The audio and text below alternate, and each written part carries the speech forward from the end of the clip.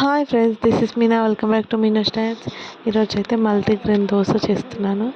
ఇంకా మా వాడు ఈవినింగ్ లేచి పడుకొని లేచాడు. ఆకలిస్తుంది అంటున్నాడు. ఇంకా దోశ చేస్తా అంటే లేదు నేను చేస్తాను, అన్నయ్య పొద్దున్న జ్యూస్ చేశాడు, నేను ఏది చేయలేను కదా, నేను చేస్తానని. ఓకే, ఈజీగా చేసేయడమే కదా, చేసేయని ఇంకా అన్నీ రెడీ చేసి పెడితే వాడు అన్నీ మిక్స్ చేసి కలిపి చేస్తున్నాడు.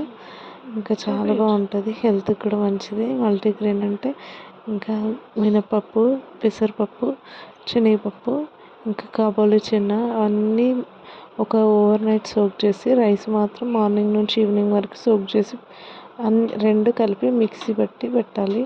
అప్పటికప్పుడు ఆనియన్స్, క్యారెట్ ఇవన్నీ వేసి కొంచెం సోడా వేసి చేసుకోవచ్చు. ఇంకా మార్నింగ్ అయితే సోడా కూడా ఏం లేకుండా అదే బాగా మంచిగా అవుతుంది. ఇంకా దాంతో చేసుకోవచ్చు. ఇంకా అప్పటికప్పుడు అంటే కొంచెం సోడా, కొంచెం సాల్ట్ వేసి చేసేస్తా.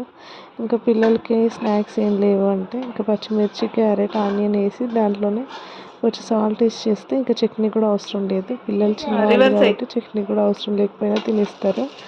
ఇంకా మార్నింగ్ దోశ అవుతుంది. ఇప్పుడు ఇలా చేసుకోవచ్చు ఇన్స్టెంట్. కానీ ఇలా నానబెట్టి పెట్టాను, చాలా బాగుంటుంది taste.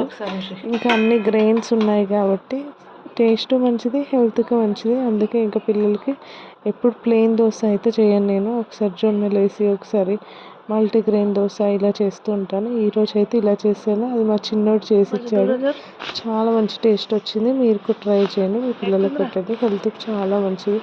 Thank you for watching. Bye. Don't forget subscribe my channel. Thank you. Bye.